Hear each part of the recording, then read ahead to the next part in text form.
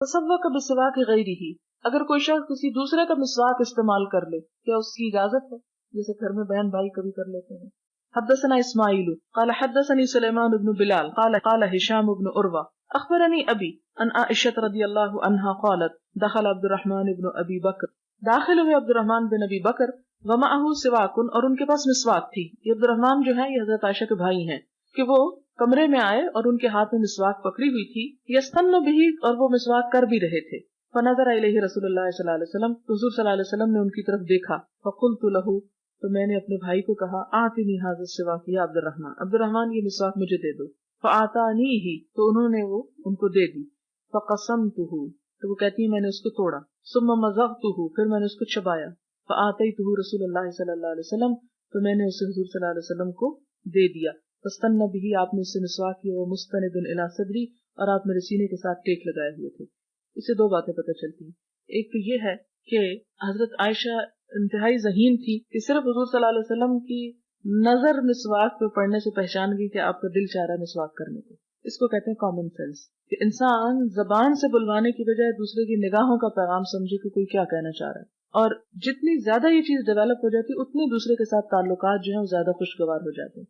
और ये उस वक्त आता है कि जब एक दूसरे को मियां बीवी समझने की कोशिश करें, और ये अज़वाजी जिंदगी को खुशगवार बनाती है ये बात।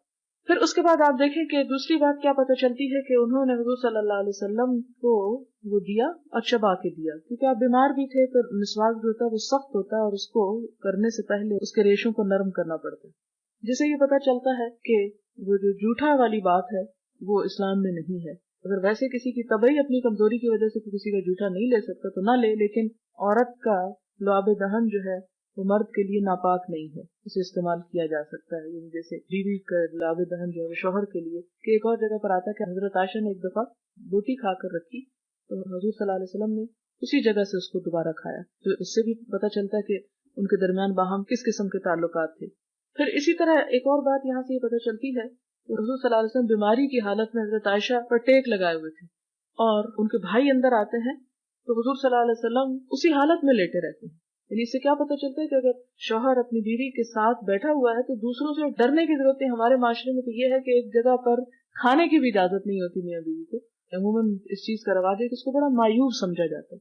हालांकि ये एक ऐसा ताल्लुक है कि जिसमें हया के वो तकाजे नहीं कि जो किसी और जगह पर हो सकते हैं। इसलिए इस किस्म की चीजें पैदा करके एक मसनूई माहौल पैदा करना और ये जाहिर करना बज़ाहिर अजनबी नजर आना कि जी हमारा तो आपस में कोई ताल्लुक ही नहीं है और हम तो एक दूसरे के लगते ही कुछ नहीं है, तो ये चीजें जो हैं ये शायद इसलिए कि अमूमन हमारे यहाँ सास या नंदे वगैरह या और रिश्तेदार जेलस हो जाते हैं तो फिर उसको अवॉइड करने के लिए कि नजर न लग जाए ताल्लुकात को, तो इसलिए शायद ये सारी चीजें की जाती हैं। हमारा ऑन द होल एक माशरे का ट्रेंड है। लेकिन हम देखते हैं कि हुजूर सल्लल्लाहु अलैहि वसल्लम और अज़वाज मुतहरात इकट्ठे पास भी बैठे हुए हैं, अगर एक दूसरे पे टेक भी लगाए हुए हैं तो उसको मायूब नहीं समझा गया। और दूसरी बात ये कि खास तौर पर आप सल्लल्लाहु अलैहि वसल्लम की तबीयत भी खराब थी। हमारे यहाँ तो अगर बीमार भी कोई हो तो शौहर को पास जाने की इजाजत नहीं कि उसको माइंड किया जाता है कि बस ये तो बीवी की खिदमत किए चले जा रहा है। हालांकि इस्लाम में बीवी की केयर करना और उसका इजहार करना जो है ये एक पसंदीदा चीज है, नापसंद नहीं।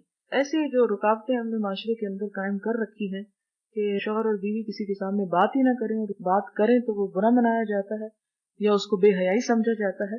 ये बेहयाई में नहीं आता, एक तबई नेचुरल जो एक दायरे के अंदर या हुदूद के अंदर रह के जो ताल्लुक है दोनों के दरमियान, इस्लाम ने उसे नहीं रोका। ये रुकावटें हमारे माशरे की पैदा करना है। ये इन्होंने लिख के भेजा कि जदीद तहकीक के मुताबिक मिसवाक के अर्क में ऐसे केमिकल्स मौजूद हैं जो एंटीसेप्टिक और एंटी कैंसर होते हैं। इसीलिए आप सल्लल्लाहु अलैहि वसल्लम ने बहुत कसरत के साथ उसका जिक्र फरमाया।